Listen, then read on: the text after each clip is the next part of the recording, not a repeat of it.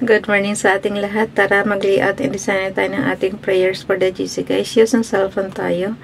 Docs apps and slides apps ang ating ginagamit na pang design. Pindutin na natin yung ating lapis dyan. Nasa docs apps na ako ha. Daldal ako ng daldal pero pumapasok na ako sa file ko. Okay. 08 June 2025. Ang ating font is Georgia. Size 14. Text color ay natural blue. Highlight color is orange. Naka-bold, naka-right align. So, yan yung format menu natin. Naka-bold. Right align. Georgia yung font. So, yun. Ano lang naman, yung date lang, tsaka ano. Kasi puro graphics na yung mga nilalagay natin. So, dito tayo sa Family GC, yung mga gustong sumali sa Family GC guys, pasok kayo sa mga GC tulad sa Family GC.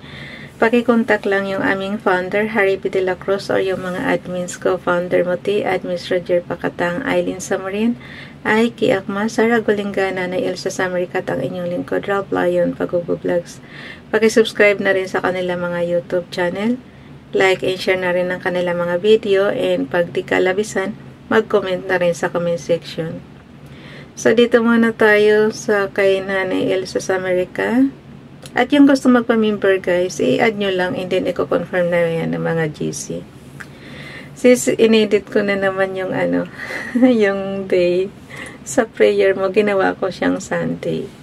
Siyempre. 08 June. Ay, happy birthday nga pala sa ano, diba, June 8 si Asel. So, happy birthday, Asel. Good luck, good health, and God bless, siyempre. Dito tayo kay Nanay Elsa sa America. Happy Sunday. I pray to God that its morning brings lots of happiness and laughter for you and keeps you healing and energetic all through the day. Good morning. Thank you, Sis Elsa. Kaya ako kabisado ito kasi 1 week lang ang pagitan nito. Birthday naman ni bunso ko, Dayan. So, batiin na rin natin si Bunso ng advance happy birthday. Anong handa? Okay, dito naman tayo kay Ralph Lion Pag-Vlogs. A prayer for strength. Lord, we need your strength to face the challenges of the week. Give us courage to persevere and help us to rely on your power. Amen to that. Kinuha lang natin yan sa Google guys, and then inedit lang natin kasi napakahaba niyan. So, at least meron tayong ano, kahit konti lang naman, template lang naman yan. Tapos kayo na bahala magdagdag ng sarili niyong prayer request guys. Kasi lahat tayo may kanya-kanya tayong ano. Katulad ko, kanina nag-lotion na naman ako ng ano.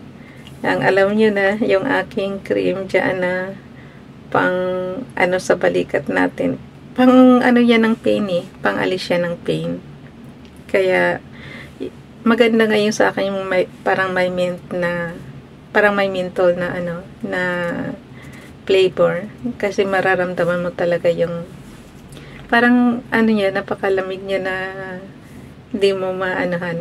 Basta mas gamay ko siya yung ganong flavor ng ano, ng medicine. Dito naman tayo sa slides apps. Basahin natin yung ating i-repost prayer. Edit slide natin. Punta tayo sa number 8 slides. Ito guys, pareho lang to halos ng ano, kung marunong kayo sa Microsoft Office PowerPoint, i-apply nyo lang dito. Napakadali. Okay. Pareho lang naman kasi halos ng mga commands yan.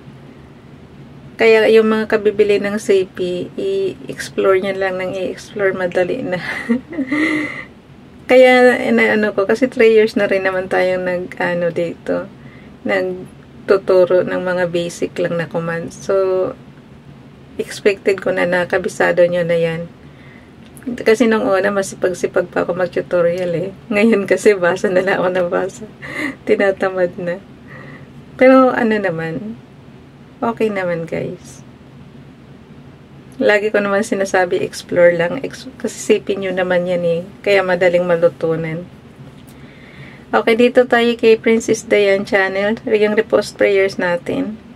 For I know the thoughts that I think toward you, saith the Lord, thoughts of peace and not of evil, to give you an expected end. Jeremiah chapter 29 verse 11.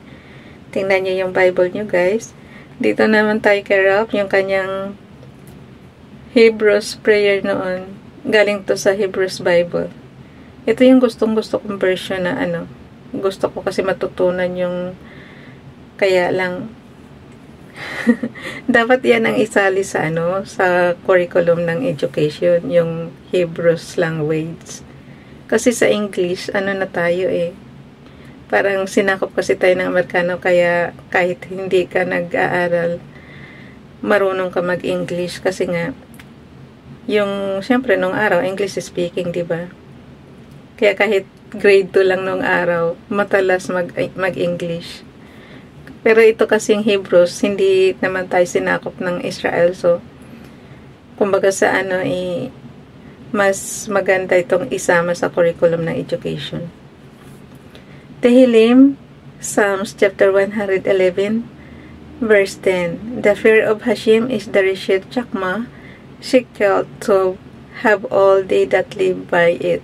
His Tehillah, praise, enjoy it forever. So, ang nag-interpret lang siya sa Tehillah. So, it means praise, pagpupuri, guys. Okay?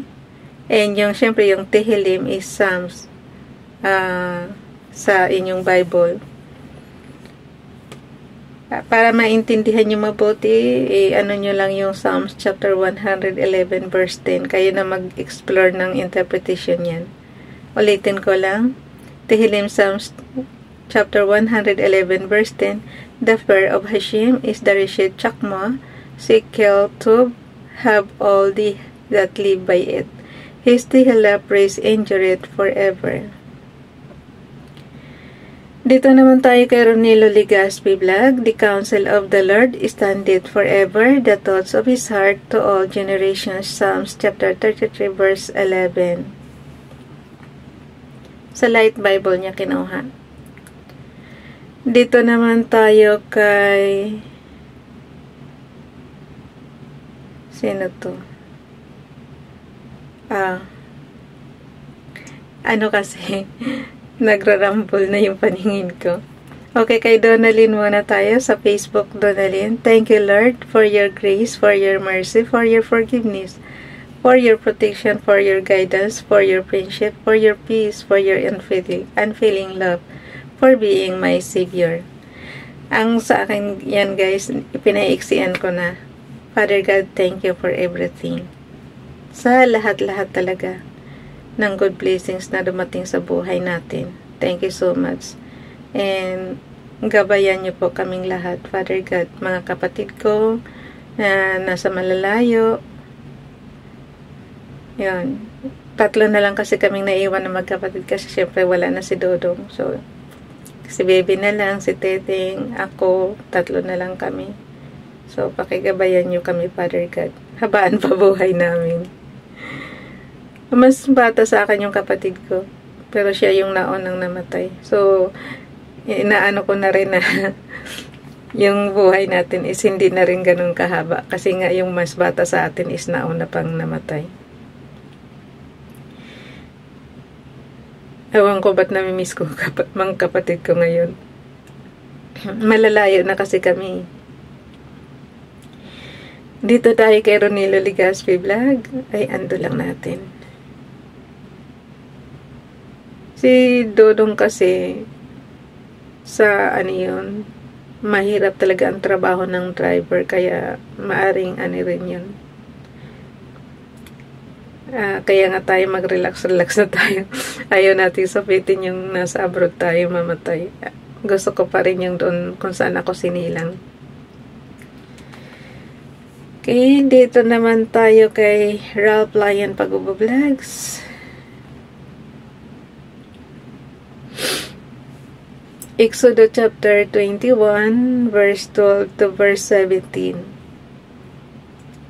Mga batas tungkol sa mga karahasan. So ito yung batas nila noong araw, guys.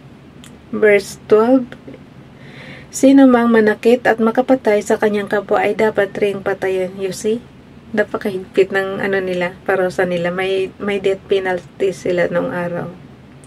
Verse 13, ngunit kung hindi sinadya o binalak ang pagpatay at ito'y hinayaang mangyari ng Diyos, ang nakamatay maaaring magtago sa lugar na ititakda kung sa ganitong pangyayari. Verse 14, ngunit kung ang pagpatay ay sinasadya, darakpin ang pumatay at papatayin kahit magtago pa siya sa aking altar.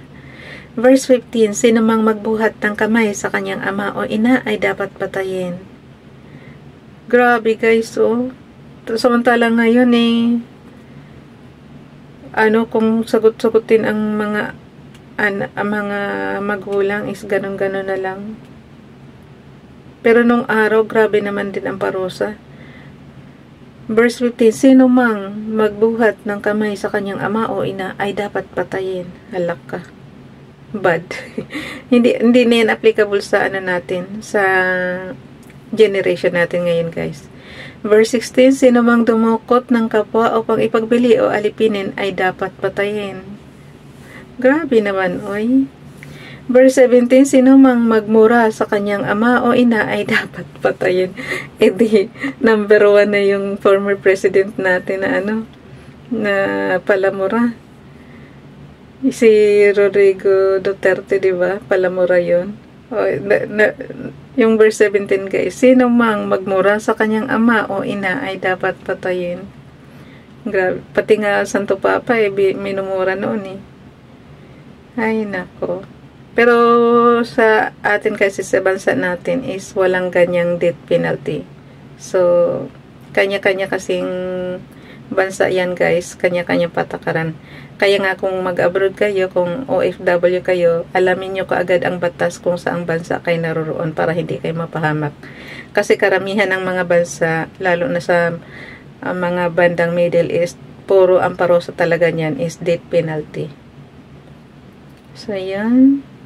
Punta na tayo sa ating dalhin ko na yan sa ating storage subs. Swerte lang talaga tayo kasi sa Pilipinas napakaluwag ng batas natin. Wala, inalis na kasi yung death penalty. Nag-death penalty lang nung araw yung sa drugs. Mayroon kasing ng drugs. Noon talaga tinututulan pa yan ni President Marcos Sr. Kaya na Celia Electrica yung yata ng droga. So yun. Ito na yung ating storage subs. Okay? Bye. Ay, sorry.